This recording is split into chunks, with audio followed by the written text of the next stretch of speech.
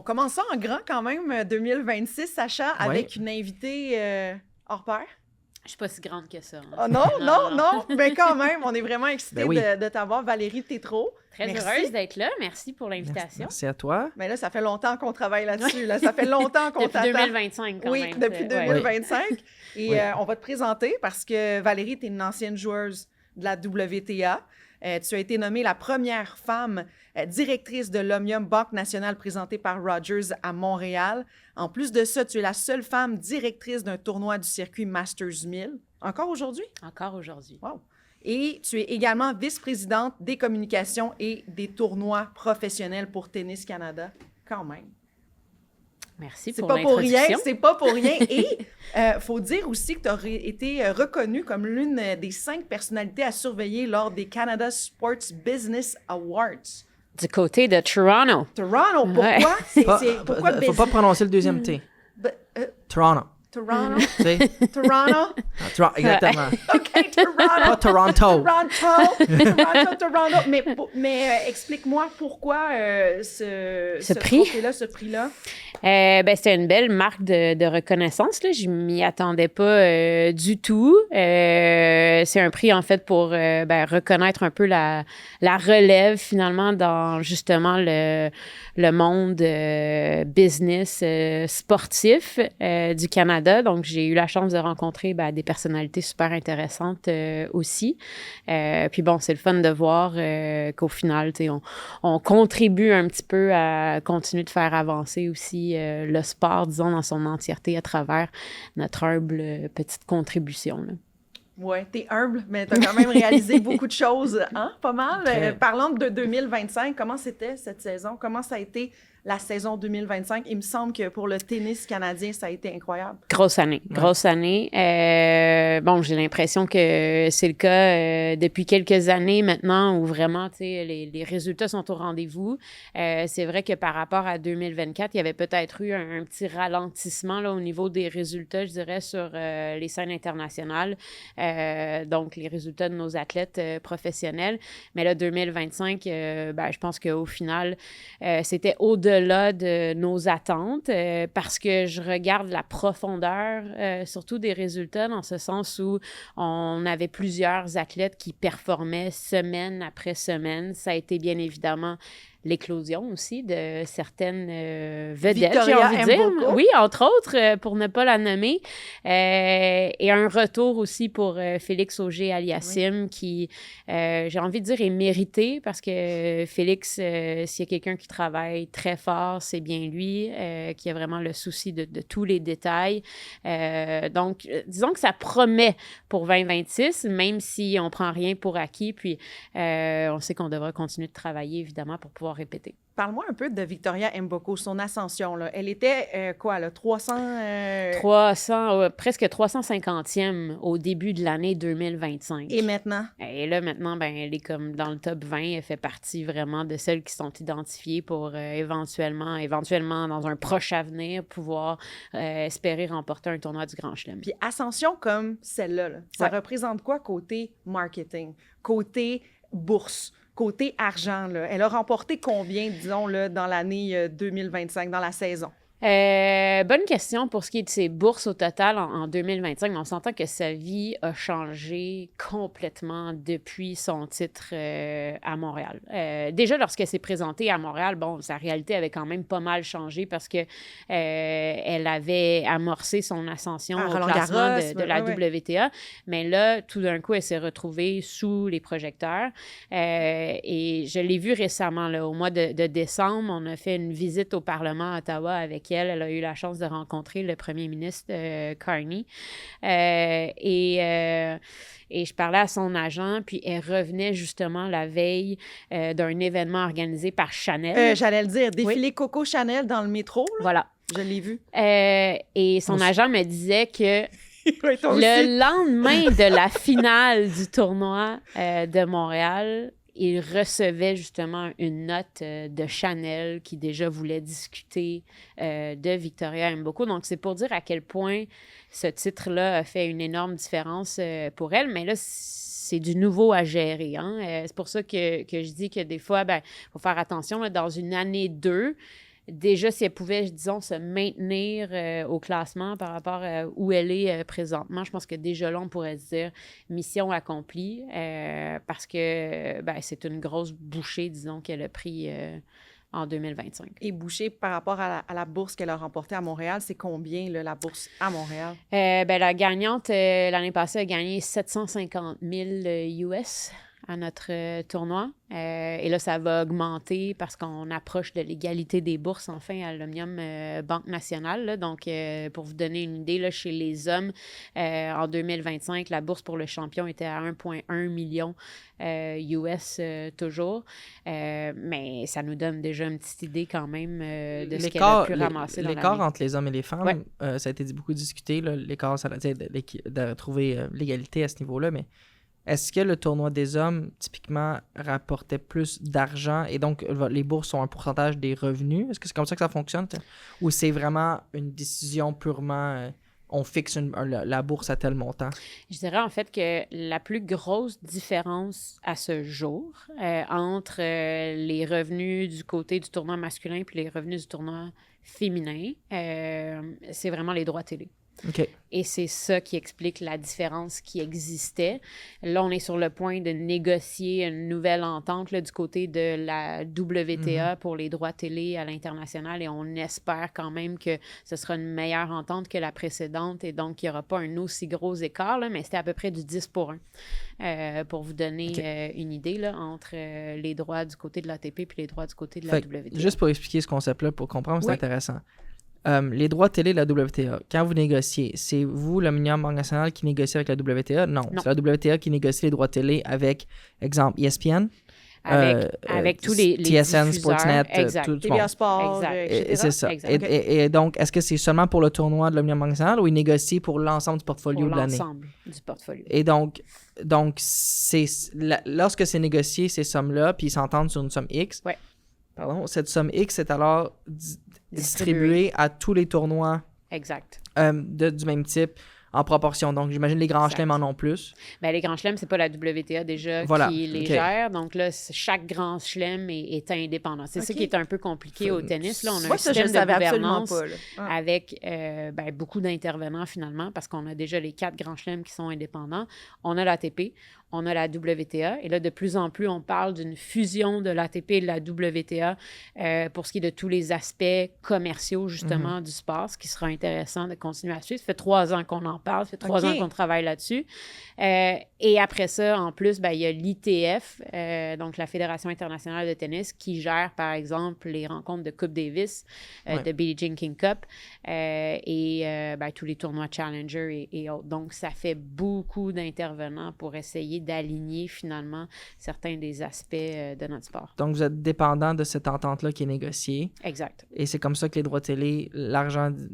Puis après ça, tous vos revenus locaux, exemple, les ventes de billets, les concessions, le merch, tout ça, est-ce que ça appartient seulement à vous? Vous avez un partage aussi avec la WTA qui se fait? Non, ça appartient vraiment à nous. Juste à vous? Oui. Il y a quelques partenariats qui viennent directement de la WTA ou de l'ATP. Donc, c'est-à-dire que, par exemple, là, ça va changer, mais la WTA avait les droits sur la propriété de vendre de l'espace commandité sur le terrain même. Et là, après ça, c'était une distribution justement vers les tournois. Là, maintenant, cette propriété-là va appartenir au tournoi, donc ça change. C'est mieux pour nous, je pense que oui. Mais effectivement, tout ce qui est revenu de billetterie, toutes les autres commandites locales, ça transige seulement par nous. Est-ce que je me trompe ou vous êtes un des tournois où autant le côté féminin que masculin, il y a autant d'amateurs qui viennent pour les matchs? Bien, je dirais qu'on est un petit peu l'exception, effectivement, dans le circuit. C'est sûr que pour notre niveau de tournoi, là, les tournois 1000, il y en a beaucoup qui sont combinés dans la même ville. Donc, c'est un peu la particularité du Canada, le fait qu'on soit dans 2 marchés distincts. Alors, il n'y en a pas beaucoup de tournois 1000 du côté de la WTA. qui ne sont pas déjà combinés avec l'ATP. Mais déjà, même dans les tournois combinés, on le voit aussi dans l'assistance, les gens qui se déplacent, par exemple, pour voir les matchs des femmes versus les matchs des hommes, il y a une grosse différence. Je dirais que cette différence-là, elle est ressentie au Canada aussi pour le tournoi de Toronto, mais beaucoup moins à Montréal. Il y en a une différence au niveau de l'achat des billets, mais ça reste qu'elle est minime à Montréal par rapport à ailleurs dans le monde. Et les tournois 1000, là, est-ce qu'il y a beaucoup de stades comme le vôtre ou vous êtes l'un des seuls, là? Comme de l'État, là, avec un toit qui n'est pas rétractable? En fait, les toits rétractables, ça fait longtemps qu'on a vu que c'était une tendance, là. Donc, il y a de plus en plus de tournois. Les tournois du Grand Chelem en ont tous au moins 2. Stades couverts avec un toit rétractable, et il y a de plus en plus de tournois 1000 qui ont des toits rétractables. Et le constat qu'on fait, c'est que lorsqu'on regarde aussi l'état de nos installations, qui sont de plus en plus vieilles et désuètes, on est à peu près les derniers en ce moment lorsqu'on fait la liste là, de tous les tournois 1000. Et disons que on commence à se le faire dire pas mal aussi par les circuits. Moi, j'ai une question par rapport à ça. Les terrains extérieurs au Stade IGA. Stade IGA, est-ce qu'ils sont la propriété du tournoi ou de la ville? Ils sont la propriété... dans le fond, on a une entente de droit superficiaire avec la ville, mais on est propriétaire de la bâtisse. Ça, c'est le stade. Oui. Mais mettons les terrains extérieurs autour. Oui, aussi. C'est la même chose. Ouais. C'est tout le même droit, dans le fond. Exact. Fait que ils appartiennent à la ville à la base, mais vous avez le droit de l'utiliser. Donc, toutes les rénovations, sont assumées par Tennis Canada. OK. Oui. Je comprends. Et à part, on parle beaucoup du toit, mais est-ce que les surfaces sont aussi à refaire? J'imagine, sont dues. Effectivement, on parle surtout du toit parce que c'est le projet qui avait été avancé avant la COVID. Mais mon constat à moi en ce moment, c'est que le besoin est beaucoup plus grand que simplement ajouter un toit. Avant de penser à mettre un toit au-dessus de notre stade actuel, il faut regarder l'état du stade. Et bon, la partie sud, qui est la partie arrondie, là, date du stade de baseball. Mm-hmm. Donc, en 1996, le stade avait été rénové, mais cette partie-là avait été gardée à peu près intacte. Alors, cette partie-là de notre stade, déjà, date de 1969 et, disons, commence à nous inquiéter de plus en plus. Je ne connais pas à ce jour sa durée de vie restante exacte, mais on se doute bien qu'on ne parle pas encore de 15 ans de vie, là. Puis ton état de stress ou tes émotions présentement par rapport à ça? Disons que je ressens cette urgence d'agir. Donc, c'est pour ça là, qu'en 2025, on a lancé une étude de faisabilité pour être capable finalement d'analyser toutes les options qui s'offrent à nous, bien les étudier et après ça, être capable d'aller voir les 3 paliers de gouvernement pour leur présenter un projet structurant qui nous permet finalement d'être à niveau par rapport à ce qu'on observe ailleurs dans le monde. La compétition, elle est féroce. Je vous dirais que notamment là, dans les 2 dernières années, les projets se multiplient et c'est assez clair. Exact. L'Arabie Saoudite qui est en train de se construire carrément tout un nouveau site. Ce que j'ai entendu, c'est que c'est un investissement de 2,5 milliards de dollars US. Donc, ça nous donne une idée avec qui, finalement, on rivalise. On n'a pas nécessairement l'ambition, on s'entend, là, de se dire, on veut être au niveau de Indian Wells parce qu'à un moment donné, on est réaliste, puis on sait très bien qu'on ne pourra pas, justement, investir autant que ces tournois-là. On a un modèle qui est différent aussi parce qu'on est un organisme à but non lucratif, mais ça reste que, pour maintenir un tournoi de ce niveau-là, et je pense que c'est ce qu'on souhaite, c'est ce que souhaite la Ville de Montréal, c'est ce que souhaite Québec, c'est ce que souhaite le Canada, à un moment donné, il va falloir investir dans nos infrastructures. Est-ce qu'on peut le perdre? On peut le perdre, certainement. Ça s'est vu aussi. J'ai en tête le tournoi de Hambourg, qui était un 1000 et qui, à un moment donné, a été relégué dans une catégorie 500. Donc, on n'est pas à l'abri de ça. Par contre, ce qu'on a, c'est la force de notre marché. Et pour ça, ben, c'est apprécié évidemment des circuits. Les foules qu'on a ici au tournoi de Montréal, là, ça passe pas inaperçu. C'est pas comme ça partout non plus dans le monde. Donc ça, c'est ce qu'on a, je dirais, qui nous aide finalement à être capable de négocier et d'acheter du temps avec les circuits. Mais dans les faits, les circuits, là, en ce moment, nous demandent un plan d'action sur du moyen terme pour être capable de dire comment on va adresser cette situation. Comment vont les négociations? Vous négociez avec la ville pour l'argent ou la provinciale ou le fédéral ou les trois? Les trois. OK. Et comment ça va, ça? Ben là, on est au début des conversations avec les trois paliers.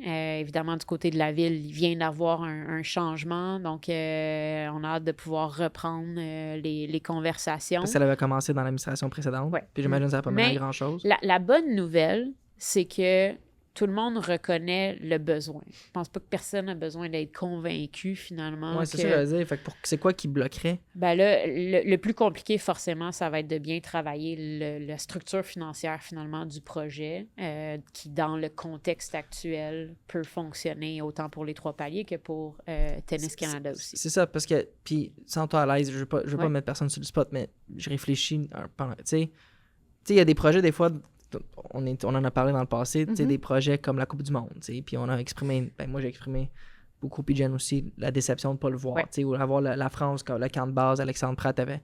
À la limite, tu peux argumenter que c'est un projet nouveau, tu as un risque parce que tu sais pas à quoi t'attendre. Là, il y a assez de data qui existe sur le tennis à Montréal que c'est pas dire qu'il y a toujours du risque, mais le risque est beaucoup, beaucoup moindre. Oui. Fait que quand tu as ces négociations-là, puis tu commences, puis tu dis le besoin est là, quelles sont les options? C'est-à-dire, est-ce que présentement, les paliers de gouvernement à qui vous négociez, là, je comprends que la ville, ça vient de changer, fait qu'on ne sait pas, mais mettons l'ancienne administration, c'était-tu, on va décider si on vous aide ou si vous fermez boutique? C'était-tu un peu ça la décision qu'ils devaient prendre?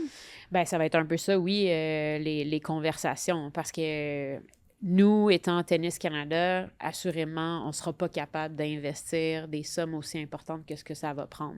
Et ce qui est en jeu, ben, c'est des retombées économiques quand même aussi pour la ville, pour Québec, qui sont très, très importantes. C'est quoi les retombées économiques normalement? On est pas loin du 50 millions là, par année maintenant qu'on est sur 12 jours de tableau principal. Et là, après ça, ben, j'allais dire, c'est sûr qu'en 2025, la balle était un peu dans notre camp.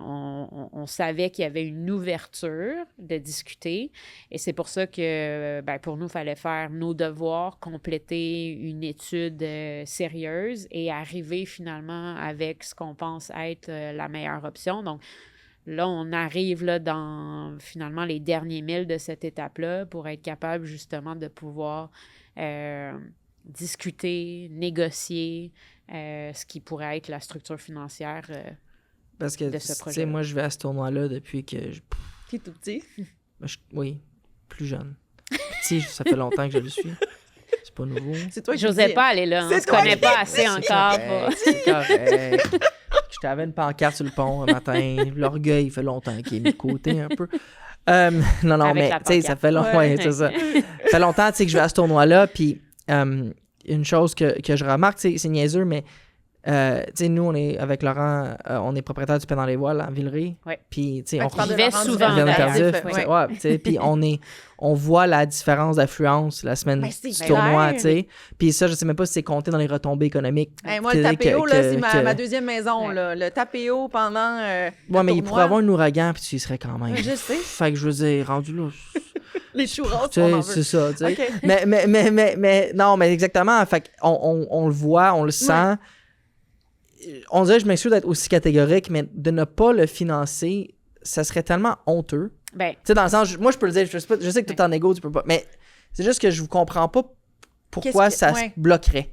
Je comprends qu'il y a de l'argent, mais tout coûte de l'argent. Puis à un moment donné, ce tournoi-là, quand moi j'y vais puis je vois les jeunes qui vont, c'est très familial comme tournoi. Ouais. Ça crée une belle ambiance l'été à Montréal. Déjà on a beaucoup de festivals et tout, tu sais, Ouais. c'est le fun, mais comme événement sportif à Montréal l'été, mais le constat, c'est qu'on en a plus beaucoup non plus. Hein? Ben, c'est ça. T'as donc, pas- à un moment donné, si on n'est pas capable de maintenir nos acquis, puis qu'on veut encore se positionner comme une ville de sport, sinon on va être quoi? Juste la ville des Canadiens de Montréal, tu sais, ça va être un peu ça le constat. Puis on le voit bien là, depuis que les Nordiques sont partis puis que les expos sont partis. Quand tu perds quelque chose, puis que tu n'es pas prêt finalement à payer ce qu'il faut pour être capable de le maintenir puis le garder, ben ça va te coûter pas mal plus cher d'essayer de le ramener. T'sais. Puis tu peux pas dire à ta population, sous la jeunesse, dire soyez actifs, ayez des buts, ayez de l'ambition. Puis si les gens en charge ne montrent pas l'exemple, moi, c'est là que j'ai la misère. Fait que c'est là où je pense qu'on a un modèle qui est quand même un peu unique dans le sens où, au final, tu sais, ce tournoi-là, c'est un peu comme notre gros souper spaghetti. Oui, c'est ça. Le but, c'est d'être capable, justement, de réinvestir après dans le développement du tennis, puis à plein de niveaux. Tu sais, souvent, on va parler, oui, de nos activités pour le Centre national, puis les athlètes professionnels qui viennent d'ici, puis qui nous rendent fiers, puis qui nous permettent de faire rayonner notre sport, mais ça va au-delà de ça. Tu sais, c'est à travers toutes sortes de programmes aussi pour encourager, justement, les gens à être plus actifs à travers finalement, le tennis en participant, en s'impliquant aussi de différentes façons. Donc, c'est vraiment à ça que sert le tournoi. Et on l'a vu pendant la pandémie, quand on n'a pas de tournoi, pour nous, c'est 90% des sous qu'on est capable d'investir dans le développement de notre sport. C'est à travers ce qu'on est capable de générer comme revenu grâce au tournoi. Donc, s'il n'y a pas de tournoi, nos activités seraient très, très, très limitées. Je pose une question, Jen, un peu peut-être extrême. Là, vas-y. Au-delà des rénovations, est-ce que le site est encore convenable? On se l'est posé cette question-là parce que ça reste que, on est dans un parc, évidemment. Moi, je pense que c'est tout à fait faisable dans ce qu'on est en train de travailler. Je veux dire, on fait partie, tant qu'à moi, de l'identité aussi de notre quartier. On cohabite bien. Je pense que c'est un site qui est accessible, qui est bien desservi aussi par le transport en commun.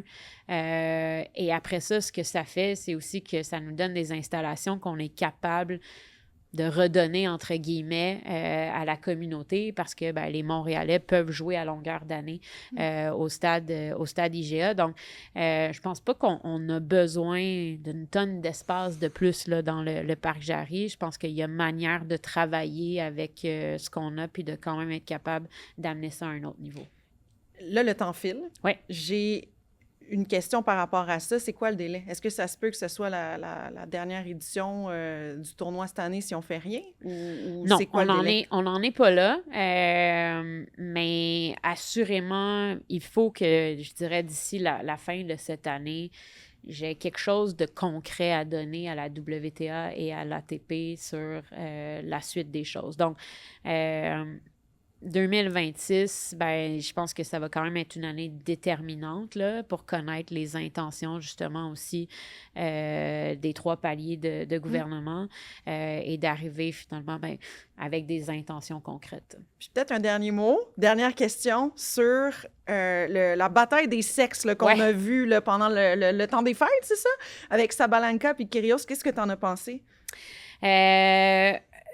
Gros show de boucan, je dirais. C'était gênant. C'était gênant, hein? C'était très gênant. Ouais, c'était insultant pour la vraie bataille des sexes, selon moi. Hein? Selon moi, oui. Je trouve que ça diminuait un petit peu, justement. Tu sais, pour nous, quand on pense à la bataille des sexes, la référence, évidemment, Billie Jean King, oui, c'est ce match-là qui avait une tonne d'enjeux tellement importants pour la suite des choses pour les femmes dans le tennis. Et là, au final, tu sais, je pense que c'était, une opportunité marketing, une opportunité de faire de l'argent.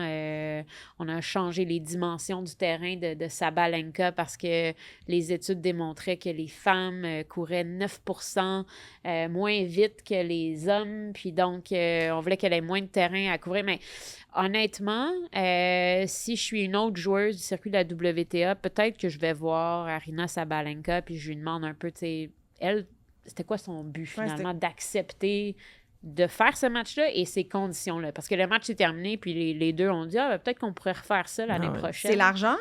Je pense que oui. Ben, je pense que les deux n'ont pas compris l'importance de ce que ça avait été fait dans les années 70. Ouais. Tu sais, puis à l'époque, j'oublie toujours le nom du joueur. Bobby... Ouais. Tu vois, On va l'appeler Bob, OK? Mais mettons, ce personnage-là, il était quand même sexiste, là. Oui, Ben Tu sais, c'était quelqu'un de outspoken. On en a Oui, fait des films. Fait que l'enjeu était aussi très politisé et sincère, si je peux dire ça comme ça. Tu sais, c'était pas fake. Lui, il pensait vraiment des choses qu'il disait, puis Billie Jean King est allé pour montrer que c'était pas mettre vrai. les pendules à l'heure. Mais tu sais, c'est juste que, est-ce qu'on a besoin d'un match? Tu sais, Valérie, t'as joué. Est-ce qu'un homme top 10 au monde va servir plus fort qu'une femme top 10 au monde? Je veux dire, la réponse, c'est oui. Je veux dire, physiquement parlant, j'ai toujours dit, moi, j'ai joué au tennis plus jeune, puis je pense que même, il y a des entrevues qui ont été dites là-dessus. Je pense que c'était Serena, si je me trompe pas, qui avait dit comme le tennis masculin, c'est pas nécessairement pareil, la même stratégie, la même chose que le tennis féminin. Tu sais, c'est comme un peu deux sports. C'est un autre produit. Ouais.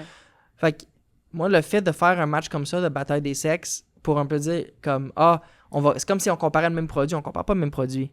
Fait que c'est quoi, y a-tu un enjeu présentement entre Sabalenka puis Kyrgios, y a-tu quelque chose? Non, comme on travaille pour l'égalité des bourses en ce moment, comme on a fait on a fait vraiment un gros bout de chemin.